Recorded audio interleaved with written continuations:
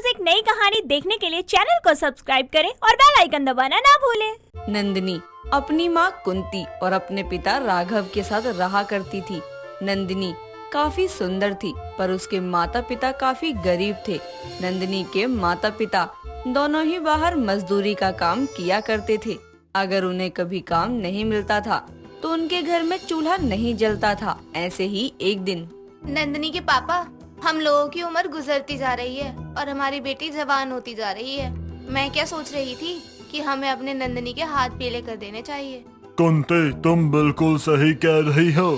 तुम तो जानती हो ना हमारे हालात। जिस दिन हम काम पर नहीं जाते उस दिन तो हमारे घर में चूल्हा भी नहीं जलता है, और इसमें तुम बोल रही हो कि हमें अपनी बेटी के हाथ पीले करने चाहिए। मैं सब समझ रही हूँ, लेकिन जरा आप भी तो सोचिए, अगर हमारी बच्ची की उम्र निकल गई और वो उम्र से पहले बड़ी दिखने लगेगी तो कौन हमारी बेटी से शादी करेगा। हम अपनी बेटी को इस तरह से घर में भी तो नहीं रख सकते ना।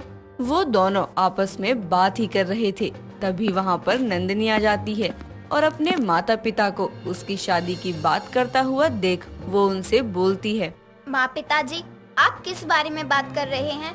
कुछ नहीं प्यारी बच्ची, हम तो बस तेरे भविष्य के बारे में बातें कर रहे हैं। पिताजी, मैं भी जानती हूँ कि घर के क्या हालात हैं, और इन सभी को ध्यान में रखते हुए मैं आप दोनों को ही बताना चाहूँगी, मैं अभी शादी नहीं करना चाहती हूँ। इसलिए माँ पापा, प्लीज आप लोग मेरी शादी के बारे में कुछ नहीं सोचो तो ज्यादा सही होगा। नंदिनी का जवाब उसकी माँ कुंती देती उससे पहले ही नंदिनी वहाँ से चली जाती है और अब कुंती और राघव भी खाना खाने लगते हैं। राघव काफी गरीब था और इसीलिए उसका ज्यादा बड़ा घर नहीं था। उसके घर में एक ही कमरा था और नीचे चटाई बिछाकर राघव और कुंती सोते तो वहीं थोड़ी ही दूर पर नंदिनी खटिया पर सोती। अब ऐसे ही रात ज्यादा हो गई थी। रात को जब सो रहे थे तो राघव अपनी बेटी का चेहरा देख रहा था। राघव अपनी बेटी का चेहरा देख अपनी पत्नी की बातों को याद करने लगता है। अगर हमारी बच्ची की उम्र निकल गई और वो उम्र से पहले बड़ी दिखने लगेगी तो कौन हमारी बेटी से शादी करेगा। हम अपनी बेटी को इस तरह से घर में भी तो नहीं रख सकते ना। वो ये सब कुछ सोच ही रहा होता है, तभी कुंती की भी आंखें खुल जाती हैं, जहां वो देखती है कि राघव अपनी बेटी को बड़े ही गौर से देख रहा है। उसकी आंखों में आंसू भी थे। ये सब देख कुंती उठती है और धीरे से राघव से बोलती है, नंदिनी के पापा, आप इस तरह नंदिनी को क्यों देख रहे हैं और आपकी आंखों में आंसू क्यों हैं? हमारी बच्ची सच में कितनी बड़ी हो गई है कुंती। देखो वो आज कितनी बड़ी हो चुकी है और हम लोगों को पता भी नहीं चला। शायद सही कह रही थी तुम कि हमें हमारी बच्ची के लिए कोई अच्छे घर का रिश्ता देखना चाहिए, लेकिन मुझ जैसे गरीब की बेटी से ब्याह करके अपने घर कौन ले जाएगा। अजी, ढूंढने से तो भगवान भी मिलते हैं और ये बस एक रिश्ता है। अब आप ज्यादा सोचिए मत और सो जाइए, नहीं तो आपकी तबीयत खराब हो जाएगी। जैसे तैसे कुंती राघव को समझाकर सुला देती है। अब ऐसे ही समय गुजरने लगता है और एक रोज नंदिनी के लिए एक बड़े घर का रिश्ता आता है। कुंती, हमारी नंदिनी को अच्छे से तैयार कर देना, बहुत ही अच्छे घर का रिश्ता आ रहा है, वो लोग आते ही होंगे। अरे हाँ बाबा, उसको तैयार कर दिया है मैंने। राघव अपने घर की खाट को अपने घर के बाहर लाकर बिछा देता है। कुछ देर बाद जब लड़के वाले आते हैं तब राघव का घर देख लड़के की माँ का मुंह बन जाता है और वो मुंह बनाते हुए बोलती है, अरे भाई साहब, जहाँ तक हम देख रहे हैं कि आपके घर में ना तो बैठने की जगह है ना ही सोने की, इसलिए हम अपना ज्यादा समय बर्बाद नहीं करेंगे। आप जल्दी से लड़की को दिखा दीजिए। हाँ हाँ, क्यों नहीं बहन जी। कुंती, जरा जाओ बिटिया नंदिनी को लेकर आओ। इस तरह से अब जब कुंती नंदिनी को लाती है तो लाल साड़ी में नंदिनी का गोरा और खूबसूरत चेहरा देख वो सभी को पसंद आ जाती है, पर उनके कुछ नहीं है। ये देखते हुए वो लड़के की माँ बोलती है, भाई साहब, आपकी बेटी सच में बहुत सुंदर है, लेकिन जब आपके पास रहने के लिए घर ही नहीं है तो आप हमें दहेज क्या देंगे? इसलिए मैं इकलौते बेटे की शादी आपकी बेटी से नहीं करवा सकती। पर बहन जी, हमसे जितना होगा हम आपको वो देंगे। नहीं नहीं भाई साहब, माफ कर दीजिए हमें। इतना बोलकर लड़के की माँ वहाँ से चली जाती है। इस तरह से अब कुछ दिन और गुजर जाते हैं और एक बार फिर नंदिनी के लिए अमित नाम के लड़के का रिश्ता आता है। वो लड़का एक लॉयर था और उसको ना तो दहेज चाहिए था ना ही पैसे, उसको चाहिए थी तो होनहार लड़की।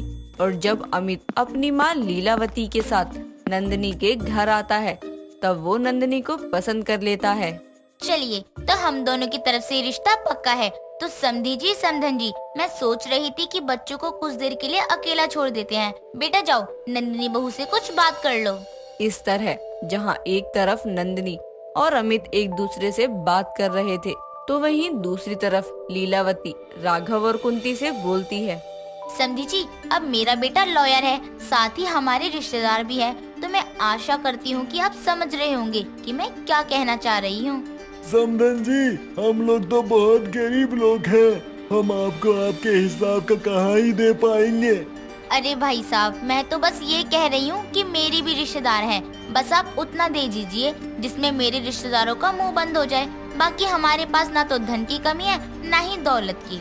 जी समधन जी, मैं कोशिश करूँगा कि आपको ज्यादा से ज्यादा सामान दे सकूं। इस तरह अमित और नंदिनी का रिश्ता पक्का हो जाता है और राघव अपनी पत्नी के सभी गहनों को गिरवी रख अपनी बेटी नंदिनी की शादी के सामानों को पूरा करता है। ऐसे ही अब शादी का दिन आ जाता है और अब जब बारात नंदिनी के घर आती है तब नंदिनी की सास लीलावती राघव से बोलती है। भाई साहब देखो, हम बारात तो लेकर आ गए हैं, बाकी अब हमें अपना सामान दिखा दीजिए। जी समधन जी। राघव अब लीलावती को अपने खरीदे गए कुछ सामानों के पास ले जाता है, जहां लीलावती देखती है कि सामान के तौर पर सिर्फ एक बेड और एक फ्रिज है। ये देख लीलावती गुस्से में उबल जाती है। हम नहीं कर रहे शादी। अरे मैंने सोचा था कि 4 रिश्तेदारों के बीच की बात है, ये सुनकर आप हमें कुछ तो देंगे, लेकिन नहीं, आप तो सच में भिखारियों से भी बदतर निकले। समधन जी, आपने ही तो कहा था हमसे जो बन पाएगा वो हम आपको दे सकते हैं। हाँ कहा था, पर मुझे पता नहीं था कि आप बस ये ही देंगे। शोर सुनकर अब अमित बाहर आता है और अपनी माँ को ऐसे कुछ सामानों के पीछे बहस करता हुआ देख बोलता है। माँ, ये सब क्या हो रहा है? आप इन पर क्यों चिल्ला रही हैं? दामाद जी, हम बहुत गरीब आदमी हैं, हमसे जितना हो पाया हमने कर दिया। आप शादी को तोड़कर मत जाइए, अगर आप चाहें तो मैं अपनी इज्जत आपके कदमों में रख देता हूँ। इतना बोलकर राघव अपनी पगड़ी उतारकर अमित के पैरों में रख देता है। ये सब देख अमित को बहुत बुरा लगता है और वो पगड़ी को उठाकर राघव के सर पर पहनाते हुए बोलता है। बाबा, ये क्या कर रहे हैं आप अपनी इज्जत क्यों मेरे कदमों में रख रहे हैं? मुझे ना कोई दहेज नहीं चाहिए, बल्कि मैं इन सभी के खिलाफ हूँ। बाबा, आप भूल गए क्या? मैं एक वकील हूँ और वकील का फर्ज ना मुझे अच्छे से पता है कि किसी तरह से ना ससुराल वाले दहेज के पीछे लड़कियों के साथ अगर अन्याय करते हैं तो मैं उसके खिलाफ आवाज उठाता हूँ। पर बाबा, आप तो मुझे ही दहेज दे रहे हैं, मुझे ये दहेज नहीं चाहिए। बेटा, हमारे भी 4 रिश्तेदार हैं, हम उनको क्या जवाब देंगे? और तो और मैंने इनसे ज्यादा कुछ नहीं कहा था देने के लिए। माँ, अगर आप गरीब होती और कोई आपकी बेटी के लिए आपको इस तरह से हैरेस करता तो आप क्या करती? लीलावती अब समझ जाती है कि अमित उसको क्या समझाना चाह रहा है और इस तरह वो सभी से माफी मांगती है और अब नंदिनी और अमित की शादी पूरी विधि विधान से होती है। शादी होते होते सुबह हो जाती है। सुबह की कड़कती धूप में विदाई का समय आ जाता है। ये देख अब कुंती बोलती है।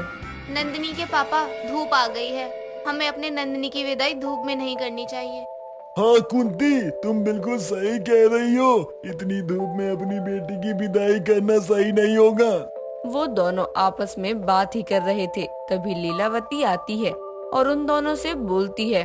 नहीं नहीं, हमें अपनी बहू की विदाई अभी ही करनी चाहिए, अभी अच्छा मुहूर्त है, नहीं तो बाद में अच्छा मुहूर्त नहीं होगा। लीलावती की बात से कुंती और राघव अब ना चाहते हुए भी सहमत हो जाते हैं और अपनी बेटी की विदाई कड़ी धूप में करवाते हैं। दोस्तों, अगर आपको ये कहानी पसंद आई तो इसे लाइक करें, शेयर करें और कमेंट करके बताएं कि कहानी में आपको सबसे अच्छा क्या लगा।